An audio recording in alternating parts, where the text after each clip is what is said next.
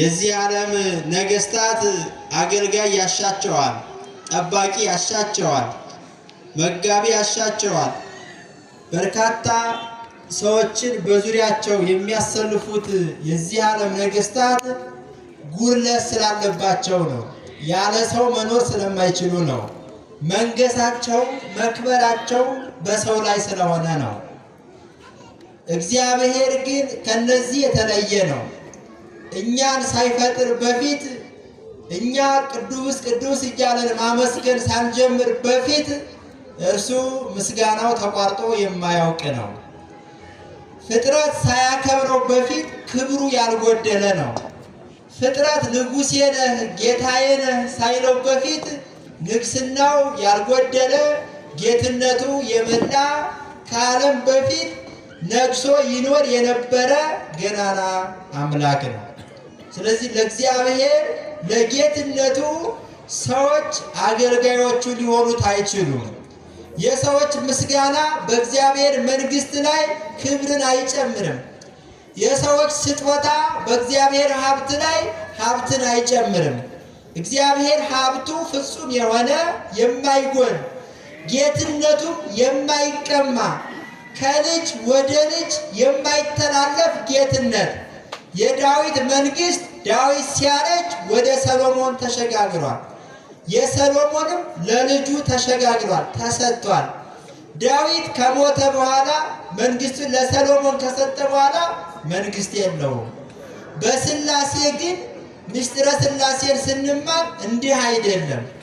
የአብ መንግሥት ዘላለማዊት ናት። የወልድ መንግሥት ዘላለማዊት ናት።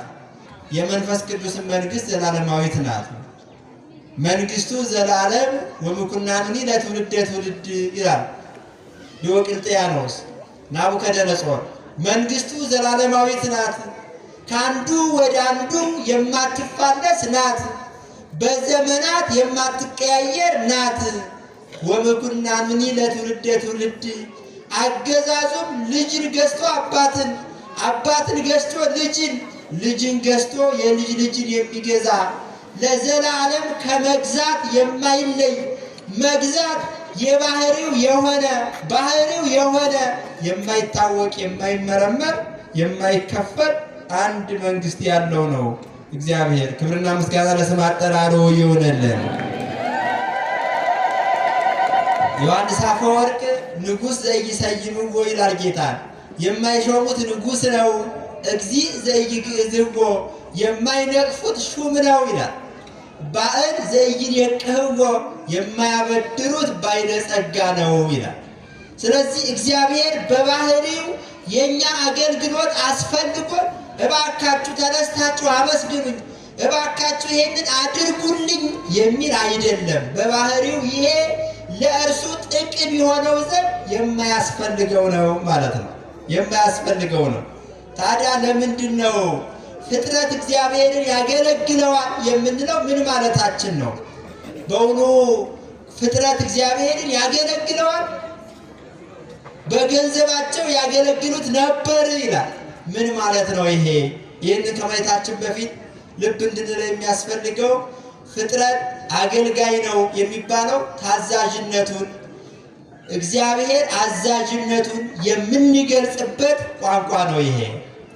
እግዚአብሔር አዛዥ ነው፣ ፍጥረት ታዛዥ ነው። ለዚህም ማሳያው የሙሴ በትር ለእግዚአብሔር ስትታዘዝ እባብ ሁኝ ሲላት እባብ ትሆን ነበር። የቃና ውሃ ለእግዚአብሔር ሲታዘዝ ውሃው ወይን ሁን ሲለው ወይን ሆኗል።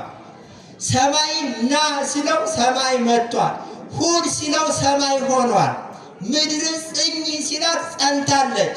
ምድር ሁኝ ሲላት ምድር ሆናለች። እጽዋትን አብቅይ ሲላት እሺ ብላ እጽዋትን አብቅናለች። ባህር የሌላትን እንስሳትን አስገኝ ሲላት እሳት ባህር የሌላት ውሃ እሳት ባህር ያላቸው እሳትነት የተገኘባቸው እንስሳትን አራዊትን አስገኝታለች። የሚያሳዝነው ግን አረጋዊ መንፈሳዊ ሲናገር ፍጥረት ሁሉ ለእግዚአብሔር ሲገዛ ሰው ግን ለእግዚአብሔር አይገዛም። የኤርትራ ባህር በቃለ እግዚአብሔር ስትከፈል የግብፃውያን ልቡና ግን የጸና ነበር።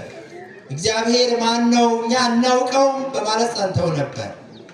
ፈሳሹ ውሃ በኦሪት ዘጸአት እንዳነበብነው ተለውጦ ደም ሲሆን የግብፃውያን ልቡና ግን የእግዚአብሔርን ቃል እየሰማ መለወጥ ተስኖት ነበር።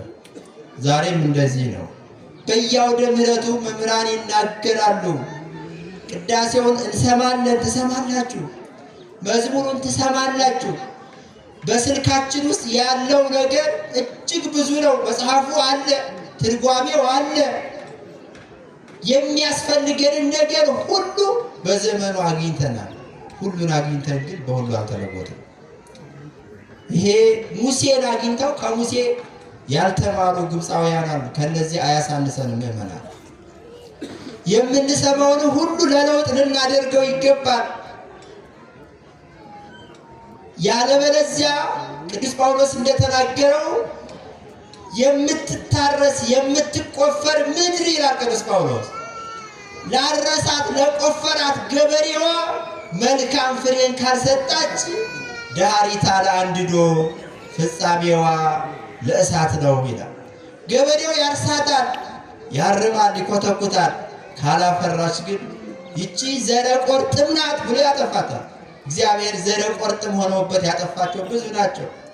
በሙሴ አድሮ ግብፃውያንን መከረ፣ አስተማረ።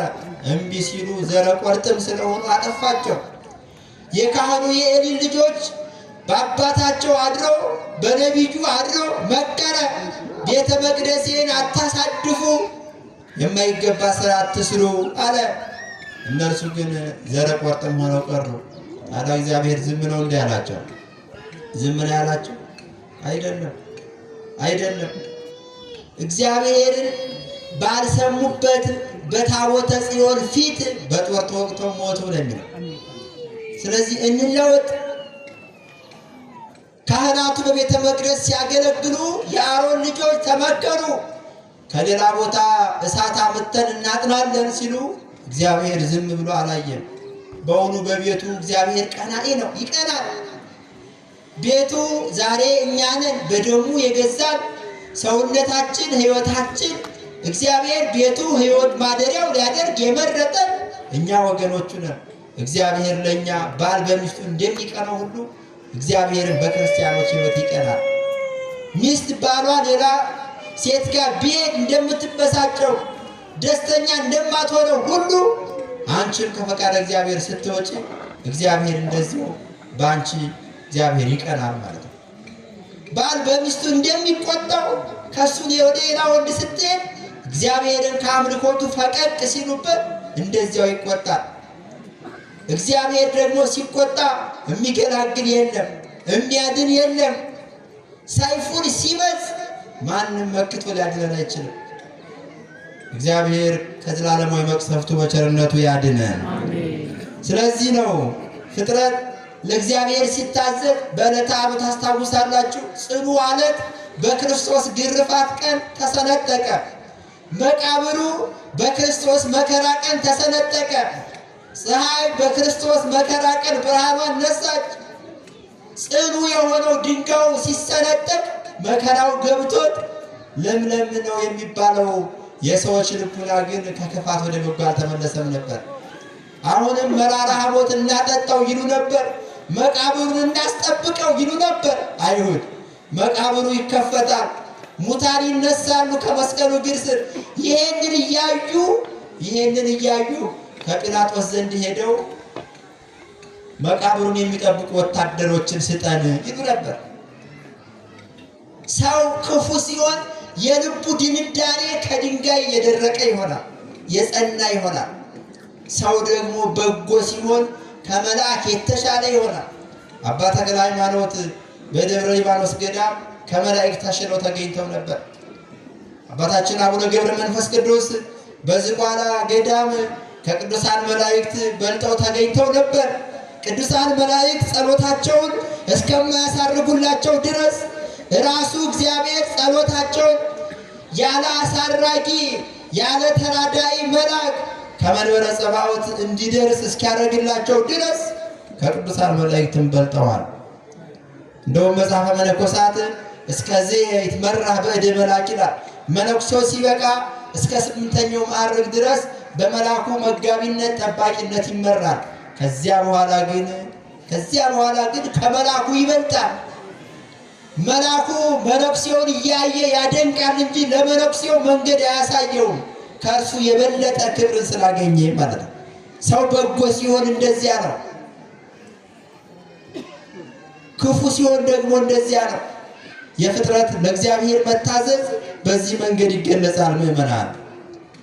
ለዚያ ነው ሶስቱ ብላቴኖች 3 ደቂቅ የሚባሉት ይባርከው ሁሉ ግብረ እግዚእ ለእግዚአብሔር፣ እግዚአብሔር የፈጠራቸው ፍጥረት ሁሉ እግዚአብሔርን ያመሰግኑታል ይላሉ። እየዘረዘሩ ውሆች እግዚአብሔርን ያመሰግኑታል ይላሉ። ደጋው ቆላው እግዚአብሔርን ያመሰግነዋል። ሰማዩ ምድሩ እግዚአብሔርን ያመሰግነዋል። ይህም ብቻ አይደለም፣ ሰማያት ይነግራ ስብሐተ እግዚአብሔር ይላል ዳዊት። ሰማይ የእግዚአብሔርን ክብር ይናገራል ይላል። ሰዎች የእግዚአብሔርን ክብር አይናገሩም፣ በሕይወታቸው መናገር አይችሉም።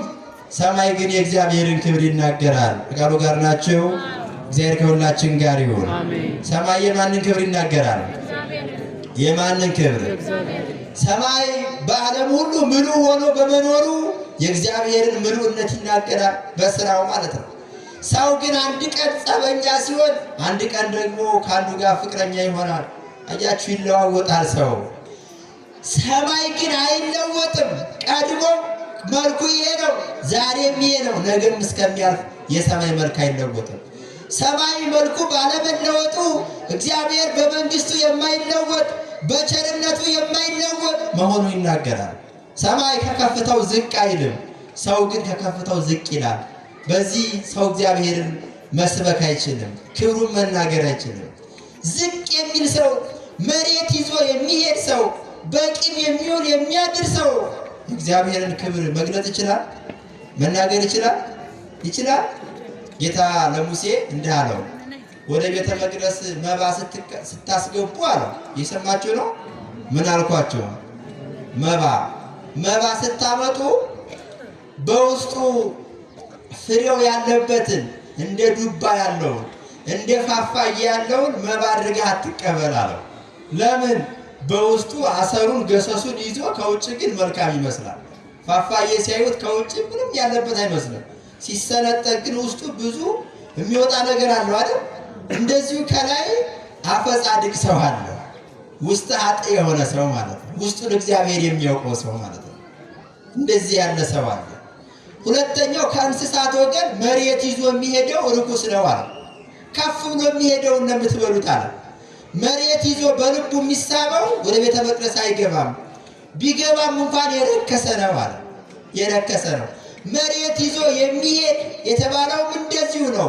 ከፍ ያላለ ክርስትናን ያልተረዳ ሁሌ ቅድም ባልነው ሕይወት የሚውል የሚያደርሰው እግዚአብሔርን ማክበር አይችልም። ከእንስሳቱ መባ ሆኖ እንኳን አይቀርብም፣ ርኩስ ከተባሉት መካከል ነው። እንዲሁም ሰኮናው ድፍን የሆነ ርኩስ ነው፣ ምግብ እንኳን አይሆናችሁ አለ ጌታ። የበላውን ደግሞ የማያመነዥግ እንደ አህያ እንደ በቅሎ ያለው እሱም የረከሰ ይሁን አለ ጌታ። መስዋዕት እንኳን አይሁናችሁ፣ ምግብ እንኳን አይሁናችሁ፣ የረከሰ ነው አለ። ሰኮናው የተደፈነ ማለትም እንደዚህ ነው። የማይታዘዝ ልቡ በቃለ እግዚአብሔር የማይደነግጥ እግዚአብሔር በሥጋ ይቀስፋል ሲሉት ምንም የማይመስለው እሳቱ የማይጠፋበት ትሉ የማያንቀላፋበት ዓለም አለ ሲሉት ምንም የማይመስለው ልበ ደንዳና ሰው ማለት ነው። ሰኮናው ድፍን የሆነ ርኩስ ነው። ፈረስ ርኩስ ነው። የማያመነዥግ ርኩስ ነው። ገመል ርኩስ ነው ለምግብነት ማለት ነው በኦሪቱ መጽሐፍ። በአዲስ ኪዳን ወደ ክርስቲያኖች ሕይወት ሲተረጎም ሰኮናው ድፍን የሆነ የማይታዘዝ የማያገለግል ልበ ደንዳና ማለት ነው። ይሰማል፣ ይማራል፣ ዘሩ በልቡናው ይዘራበታል። ነገር ግን ዘረ ቆርጥም የሆነ ማለት ነው። እንደዚያ መሆን አያስፈልግም። ማለት ከቃሉ ጋር ናቸው። እግዚአብሔር ከሁላችን ጋር ይሁን። ስለዚህ ይባርክዎ ኩሉ ግብረ እግዚእ ሲል ፍጥረት በሙሉ ለእግዚአብሔር ተገዥ ነው። ሰማይ እለፍ ቢለው 1 ሰዓት አይቆይም፣ ያልፋል። ና ሲለው 1 ደቂቃ ሳይቆይ እንደመጣ እለፍ ሲለውም እንደዚያው ያልፋል። እግዚአብሔር እንደዚህ ፍጥረት የሚገዙለት አምላክ ነው። በብዙ ነው የእግዚአብሔር የፍጥረት አገልጋይነት። ውሆች ክርስቶስ በስጋ ሲመላለስ ጌትነቱን ለመግለጽ በላያቸው ላይ ሲሄድ አያሰጥሙትም ነበር። ነፋሳቱ ጸጥ በሉ ሲላቸው ጸጥ ይሉ ነበር። ደዌያቱ ውጡ ሲላቸው ይወጡ ነበር። አጋንንቱ በኢየሱስ ክርስቶስ ቃል ከሰዎች ላይ እየወጡ ይሄዱ ነበር። በተለያየ አይነት ደዌ ያለባቸው ሰዎች ታዛዥ ሆኖ በሽታው ተፈውሰዋል። እነዚያ ሰዎቹ ግን መፈወስ አልቻሉም ማለት ነው። በገንዘባቸው ምን ያደርጉ ነበር? ያገለግሉ ነበር። ገንዘብ ሰው ደክሞ የሚያገኘው ነው። በሕንፃ መነኮሳት ላይ ገንዘብ እግዚአብሔርን ማገልገያ እንደሆነ ሃይማኖተ አበው ይናገራል። ኢየሱስ ክርስቶስ በስጋ ሲመላለስ ምዕመናን በገንዘባቸው ኢየሱስ ክርስቶስ እንዲያስተምር ያገለገሉት ብዙ ሰዎች ነበሩ። ሴቶች ሆነው ያገለገሉት ብዙዎች ነበሩ። ቅዱስ ጳውሎስ ሲሰብክ በገንዘባቸው ያገለገሉት ብዙዎች ነበሩ። ዛሬ የምናነባቸውን መልእክታት የጻፈልን ቅዱስ ጳውሎስ ምዕመናን በገዙለት ብራና ላይ ነው። ምዕመናን በሰጡት ብር ቅዱስ ጳውሎስ በገዛው ቀለም ጽፎ ነው ዛሬ የምናነባቸውን ብዙ መጻሕፍት ያገኘናቸው። ይሄ ቤተ ክርስቲያንን የማገልገል አንዱ መንገድ ነው። እንግዳ የሚቀበሉ እነ ሎጥ በገንዘባቸው እግዚአብሔርን እያገለገሉ ነበር። አብርሃም በገንዘቡ በሰራት ድንኳን እንግዳ ሲቀበል እግዚአብሔርን በገንዘቡ እያገለገለ ነበር። ከቃሉ ጋር ናቸው። እግዚአብሔር ከሁላችን ጋር ይሁን። እስራኤል በገንዘባቸው ደብተራ ኦሪትን ሲሰሩ እግዚአብሔርን በገንዘባቸው እያገለገሉ ነበር። ኪራም የሚባለው ንጉሥ ሰሎሞን ቤተ መቅደሱን ሲሰራ ውድ ውድ የሆኑ እንጨቶችን እየጠረበ ለሰሎሞን ሲልክለት በገንዘቡ እግዚአብሔርን እያገለገለ ነበር። ስለዚህ በገንዘብ እግዚአብሔርን ማገልገል ይቻላል። ኢየሱስ ክርስቶስ ወንጌልን ሲሰብክ ብዙዎቹ በገንዘባቸው ነው ያገለገሉት። 70 ሰቅል በወርቃቸው ነው ያገለገሉት። በሽቷቸው ነው ያገለገሉት። ዕጣኑን በመስጠት ነው ያገለገሉት። ኢየሱስ ክርስቶስ እስኪሰቀል ድረስ የለበሳት ቀሚስ 70 ሰቅል የገዙለት ቀሚስ ነበረች። ስለዚህ በገንዘባችን እግዚአብሔርን ማገልገል እንችላለን ማለት ነው። ዛሬ ታዲያ እኔ እንደ 70 ሰቅል ለኢየሱስ ክርስቶስ ልብስ ልግዛ ብል የት አገኘዋለሁ የሚል ሰው ይኖራል። አንዳንድ ጅላጅል ሰው ማለት ነው። ጌታ በወንጌል ምንድን ነው ያለው? ዘገበርክሙ እምአሃዱ አላለም ለእምእሉ ለአሃዱ ከሊ ለአንዱ ከወንድሞቻችሁ ለአንዱ ያደረጋችሁት ሊተገበርክሙ ለኔ ያደረጋችሁት አላለም ጌታ? ከወንድሞቻችን ለአንዱ ማድረግ ለማን ማድረግ ነው? ለእግዚአብሔር ማድረግ ነው። ለሌላ ማድረግ አይደለም። ለአበበች ለከበደ ማድረግ አይደለም። ለእግዚአብሔር ማድረግ ነው። ለድሃ ገንዘቡን የሚሰጥ ሰው ገንዘቡን ለማን ያበድራል ነው የሚለው መጽሐፍ? ለእግዚአብሔር ያበድረዋል ነው የሚለው። እግዚአብሔርን ባለ ዕዳ አድርገው ነው የሚለው መጽሐፍ። ለድሃ ስጥና ገንዘብህን እግዚአብሔርን ባለ ዕዳ አድርገው እሱ በኋላ ይከፍልሃል ይላል። ስለዚህ የተወደዳችሁ ምዕመናን በገንዘባችን ቤተ ክርስቲያንን እናገለግላለን፣ እግዚአብሔርን እናገለግላለን። ይሄ በነ ማርያም ባውፍልያ በሉቃስ ወንጌል ምዕራፍ 8 ላይ በተገለጹት በነ ዮሐና በነ ሶስና እና ሌሎችም ብዙ በሆኑ ሴቶች ሕይወት የተገለጸ ነው ማለት ነው። ከቃሉ ጋር ናቸው። እግዚአብሔር ከሁላችን ጋር ይሁን። ታዲያ በገንዘብ ማገልገልን ስናይ ለዓለማውያን ነው እንጂ ለመነኮሳት ደግሞ አይደለም። በነገራችን ላይ መነኩሴ አይዘክርም። መነኩሴ ዝክር የለውም። የእንጀራ ዝክር የለውም። የበሬ ዝክር የለውም። አትሸወዱ ምዕመናን። መጽሐፈ መነኮሳት ይህንን አያዝም። መነኩሴ ዝክር የለውም። ለመነኩሴ ዝክር አልተፈቀደም። የመነኩሴ ዝክሩ ሕይወቱ ነው። አባ ተክለ ሃይማኖት ደግ ሰው ያበሉበት በሬ አርደው ጠጅ ጠጅተው ግብር አገቡ አይልም። ይሄ የዓለማውያን ስራ ነው፣ የነገስታት ስራ ነው። የአባ ተክለ ሃይማኖት ዝክር ሕይወታቸው ነው። እግራቸው እስኪቆረጥ ቆሙ፣ እግራቸው እስኪቆረጥ ጸለዩ፣ ሰውነታቸው እንደ እንጨት እስኪደርቅ ድረስ ተራቡ። እግዚአብሔርን በሕይወታቸው አገለገሉት። ዝክር ይባላል። ምህረት ዘበአማን እውነተኛ ምጽዋት ይላታል ማሪሳቅ አንቀጽ 3 ላይ ማለት ነው። መነኩሴው ዘክራለሁ ቢል ግን መጽሐፈ መነኮሳት ምን ይላል? የሚዘክር መነኮስ ሞግዚትን ይመስላል ይላል። የሰማችሁ ነው? የሚዘክር መነኩሴ ማንን ይመስላል? ሞግዚት። ሞግዚት የሰው ልጅ ታሳድጋለች አይደል? ሽንቱን ሁሉንም ነገር ከህፃኑ ታግሳ ነው የምታሳድገው አይደል? ሲያድግ ያ ልጅ እናቴ ይላታል ይላታል። እናቴ የሚለው ማንን ነው? ምን ነው ዝም አላችሁ? የመነኩሴ ዝክር በልታችኋል እንደዚህ። እናቱን ነው እናቴ የሚለው አይደል? አዎ። የምታሳድገው ግን ማን ነች? ሞግዚቷ አይደል? ሁሉን ታግሳ ጨርቁን አጥባ አጥፊነቱን ታግሳ ኋላ እናቴ አይላት ማለት ትንሽ ትንሽ ግን ደሞዝ አታገኝም እሷ ታገኛለች። ልጁ ግን የማን ነው? የእናቱ ነው አይደል? ስላሳደገችው ልጅ ይሆናታል። እሱስ እናቴ ይላታል። የመነኩሴ ዘካሪም እንደዚያ ነው። ገንዘቡ የሌላ ነው፣ የደከመበት ሌላ ነው። ትንሽ ትንሽ ያቺ ስላሳደገችው ደሞዝ እንድታገኝ ከዚህ ተቀብሎ ሌላ ቦታ ከአዲስ አበባ ጻርቃሬ፣ ከአዲስ አበባ ደብረ ሊባኖስ፣ ከአዲስ አበባ ዋልድባ ቢወስድ በመንገድ ትንሽ የመንገዱን የድካሙን ትንሽ ያቺ ሞግዚቷ ደሞዝ ትንሽ እንድታገኝ ትንሽ በረከት ያገኛል። የምጽዋቱ ባለቤት ግን ባለገንዘቡ ነው። ያ ልጁ ወላጁን እንደሆነ እናቴ የሚለው አሳዳጊው እንደማይል ምጽዋትም ለዓለማውያን ነው የተፈቀደ። ዝክር የዓለማውያን ነው። የመነኩሴ ዝክሩ ሕይወቱ ነው። ድንግልናውን ለእግዚአብሔር ሰጠ፣ ውበቱን ለእግዚአብሔር ሰጠ፣ ብዙ ፍላጎቱን ሰጠ። ራሱን ከዚያ ገጥቶ በበዓት ታስሮ ሲኖር ይሄ የተወደደ ምጽዋት እግዚአብሔር አንደኛ አድርጎ የሚቀበለው ምጽዋት የመነኩሴውን ዝክር ነው።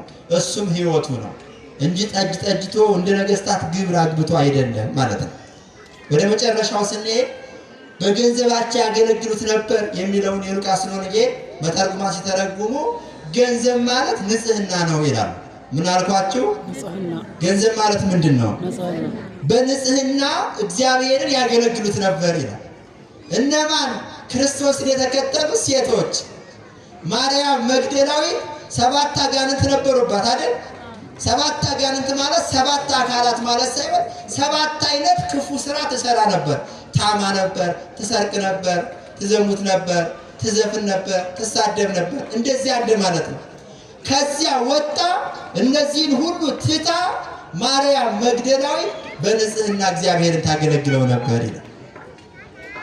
ገንዘብ ማለት ንጽህና ነው ሁለተኛው ትርጓሜው ብለው የሉቃስ መተርጉማን ይናገራሉ። በዛሬው ዕለት እናታችን ቅድስት ሐናን ስናስብ በሀብቷ ብዛት ነው የምናስባት አይደለም። ምን ሀብት አላቸው እነሱ? ሀብቱ እኮ በመጠን ሆኖ ድሆች ነበሩ። ከሰው የተለየ ሀብት የላቸውም። ከሰው የተለየ ግን ንጽህና ነበራት ሐና። በዘመኑ ከነበሩት ሽማግሌዎች የተለየ ንጽህና ኢያቄም ነበረው። ይህም የሚታወቀው እግዚአብሔር አያት አደረገው በስጋ። ሰላም ለኪ ኦ እምሕይወቱ ለዘገበ ሰማየ ወምድር አለ መጽሐፍ። ሰማይና ምድር ለፈጠረ ለእርሱ አያት የሆንሽ ሐና ሆይ አላት። ለእግዚአብሔር ወገን መሆን ሰዎች ባቃታቸው ዘመን ሐና በሕይወቷ ንጽህናን ይዛ እግዚአብሔር ስለምታገለግል የእግዚአብሔር አያት ተባለች። ሌሎቹ ደግሞ የእግዚአብሔር ወገን እስራኤል መባል ተስኗቸው ነበር። ንጽህና የተለየው በጎ ምግባር ነፍስ የተለየው ስጋ ነው። ንጽህና የተለየው በጎ ምግባር መጽሐፍ ሲናገር መካን ማህፀን ጡት ወተት የማያስገኝ ጡት፣ ደመና ውሃ ያልያዘ ደመና፣ ምንጭ የሌለበት ወንዝ ማለት ነው። እንደ መጽሐፉ አገላለጽ ወንዝ ነው፣ ውሃ የለበትም። ደመና ነው፣ ዝናብ አልቋጠረም። በትዳር ከባለቤቷ ጋር ትኖራለች፣ ግን ልጅ አትወልድም። ዘር ተቀብላ ልጅ አትሰጥም። ወተት የማያስገኝ ጡት፣ ዝናብ ያልቋጠረ ደመና ተብሎ ይገለጻል። ንጽህና የሌለበት ምጽዋት፣ ንጽህና የሌለበት ጸሎት፣ እነዚህ በሙሉ እግዚአብሔርን እንዲያገለግል አያስቆጥሩንም። ንጽህና ከሌለ ቤተ እግዚአብሔር ልትሰራ ትችላለህ። ብዙ ሚሊዮን ልትሰጥ ትችላለህ። እግዚአብሔር ግን በአንተ ልብ ነው ማደር የሚፈልገው። የአንተን ሕይወት ነው። በአንተ መፈራትን ይፈልጋል እግዚአብሔር። በአንተ መታመንን ይፈልጋል እግዚአብሔር። ለታይታ ያመስግኑኝ እኔ እስከማን አንሳለሁ ብለህ ገዳም ልትሄድ ትችላለህ። እግዚአብሔር ግን በአንተ መፈራትን ይፈልጋል። እንድትፈራው ይፈልጋል። ፈርተህ አባታችን ሆይ እንድትለው ይፈልጋል። በሰማይ የምትኖር አባቴ ሆይ መንግሥትህ ትምጣ ትሰጠኝ እንድትለው ይፈልጋል እግዚአብሔር። መኖሩን አምነህ ማለት ነው። መንግሥትህን ስጠኝ ማለት እኮ ወደ አንተ ልሂድ ማለት እኮ ነው። ከዚህ ዓለም ልለይ ማለት እኮ ነው። ከአንተ ጋር ልኑር ማለት እኮ ነው። መንግሥት አለው ማለት ነው። ስለዚህ ገንዘብ ማለት ንጽሕና ነው ምእመናን። ያለ ንጽሕና እግዚአብሔርን የምታገለግሉ የሚመስላቸው ከንቱ ነው እሱ። እንደው እንደ ደመና መዞር ነው። ዝናብ የሌለበት ደመና ጥቅም አይሰጥም። እንደው ወንዝ መስሎ መታየት ነው። ደረቅ ወንዝ አገልጋይ መስሎ የሚታዩ ብዙ ናቸው። ቤተ መቅደሱም ከቤተ መቅደሱም ውጭ እሷማ አክራሪ ነች የሚባሉ ብዙ ናቸው። ግን ስለ እግዚአብሔር የሚጠየቁ ምንም አያውቁ። እነሱማ ዘሮቻቸው ራሱ ቄሶች ናቸው፣ መነኮሳት ናቸው የሚባሉ ብዙ ናቸው። ግን እነሱ ጋር ያ የአያቶቻቸው ሕይወት የለም። ሐናን ያስመረጣት ንጽሕናዋ ነው፣ ሀብት አይደለም። እድሜዋ ነው፣ እድሜዋ አይደለም፣ ንጽሕናዋ ነው። ድንግል ማርያም በነበረችበት ዘመን በእድሜ 100፣ 200፣ 300 የሆናቸው ሰዎች ነበሩ። እሷ የ15 ዓመት ናት። ሐና ወለተ ራጉኤል ግን የ106 ዓመት አሮጊት ነበረች። በንጽሕናም እግዚአብሔርን የምታገለግል ነበረች። እመቤታችን ደግሞ የ15 ዓመት ነበረች። ነገር ግን ለእናትነት ሐና ወለተ ራጉኤል ሳትሆን እመቤታችን የ15 ዓመቷን ነው መንፈስ ቅዱስ የመረጠው። ቂርቆስ በነበረበት ዘመን ብዙ ሽማግሌዎች፣ አዋቂዎች ነበሩ። እግዚአብሔር ግን ለማደሪያነት የመረጠው የ3 ዓመቱን ቂርቆስ ሕፃኑን ነበር። ስለዚህ በእድሜ አይሆንም፣ በንጽሕና ነው እግዚአብሔርን ማገልገል የሚቻለው። በብዛትም አይደለም እግዚአብሔርን ማገልገል የሚቻለው፣ በንጽሕና ነው። ንጽሕና ሲኖር ክልኤቱ ይሰድድጎሙ ለእልፍ ይላል። 2 ሆነው 10,000 ከአሕዛብ ሲመጡባቸው ያሸንፉ ነበር እስራኤል። ከቃሉ ጋር ናቸው። እግዚአብሔር ከሁላችን ጋር ይሁን። 2 ሆነው ከአሕዛብ 10,000 ያሸንፉ ነበር። 1 ሆነው ከእስራኤል አንዱ 1,000 ከአሕዛብ ሆነው ሲመጡበት ያሸንፍ ነበር። ሶምሶን እንደዚያ ነው ያደረገው። ከንጽሕና ሲወጣ ግን አልቻለም። አንድ ሶምሶን አንዱን ኤሎፍላዊ መዋጋት አልተቻለው፣ ደከመ። ከንጽሕና ሲወጣ ማለት ነው። አንድ ክርስቲያን ከንጽሕና ወጣ፣ እግዚአብሔርን ከመፍራት ተለየ ማለት አጥር የሌለው ከተማ ሆነ ማለት ነው። በር የሌለው ቤት ሆነ ማለት ነው።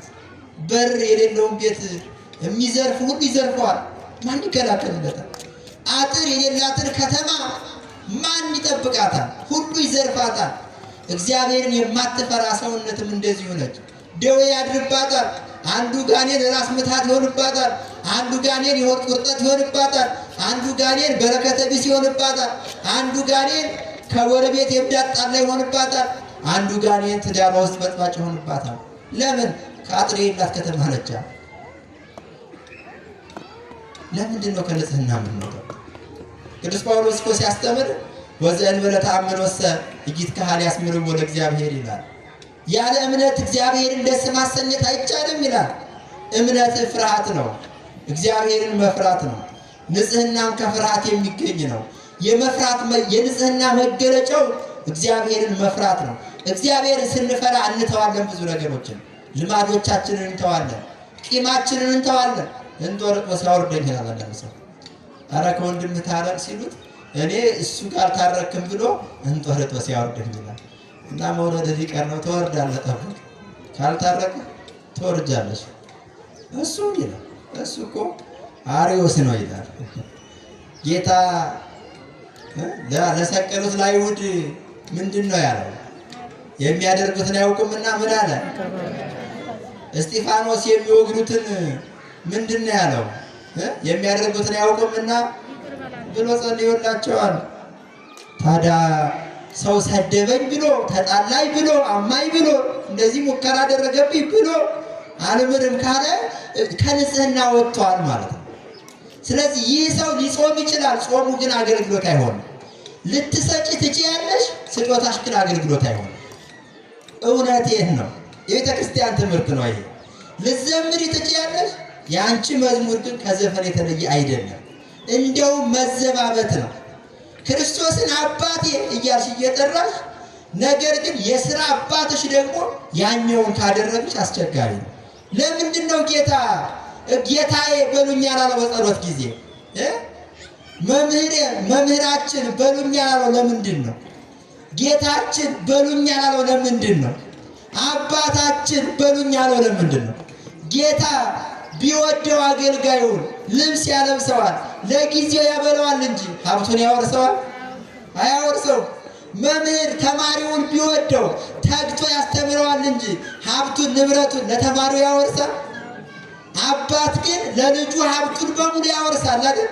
የእግዚአብሔር ሀብቱ አንዱ ንጽህና ነው። ስለዚህ ነው ስለ እመቤታችን ሲናገር ሀብቷ ሀብተ ንጽህና ነውና ለእናትነት መረጣት የምንለው። በገንዘባቸው ያገለግሉት ነበር የሚለው በንጽህና እግዚአብሔርን ማገልገል ነው ማለት ነው። በመጨረሻ እናታችን ቅድስት ሐና በዛሬው ዕለት የምትታሰበው በንጽህና እግዚአብሔርን ስታገለግል በዘመኗ ያለውን ተግዳሮቱን፣ ስድቡን፣ የሰዎችን ማዋረድ፣ ክፉ ስም መስጠት ይህንን በሙሉ ታግሳ ነው ንጽህናን ገንዘብ ያደረገችው። የሚሳደብ ከሌለ ንጽህና አይታወቅም። የሚያንጓጥጥ ከሌለ ንጽህና አይታወቅም። ችግር ከሌለ ንጽህና አይታወቅም። በሽታው ከሌለ ንጽህና አይታወቅም። ስትታመሚ እግዚአብሔርን ከጠራሽ ንጽህናሽ ይታወቃል። ስትቸገሪ ካልሰረቅሽ ካልዋሸሽ ንጽህናሽ ይታወቃል። ሲሰድቡሽ ካልመለስሽ ንጽህናሽ ይታወቃል። ስለዚህ በችግሮቻችን ሁሉ ክፉ ባለማድረግ ንጽህናን ይዘን በንጽህና በወንጌል እንደተጻፉት ሴቶች እግዚአብሔርን እናገልግል። ወስብሐት ለእግዚአብሔር። ይቆየን።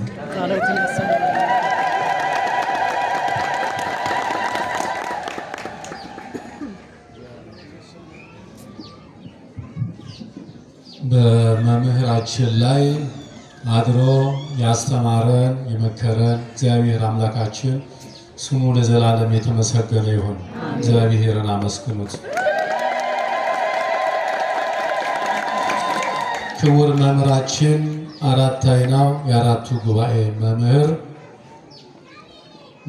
ሊቀ ሊቃውንት ነቢየ ልዑል አዳሙ እግዚአብሔር አምላካችን ቃለ ሕይወት ያሰማልን፣ ቃለ ሕይወት ያሰማልን፣ የቅዱሳንን በረከት ይስጥልን። አመስግኑላቸው እግዚአብሔር።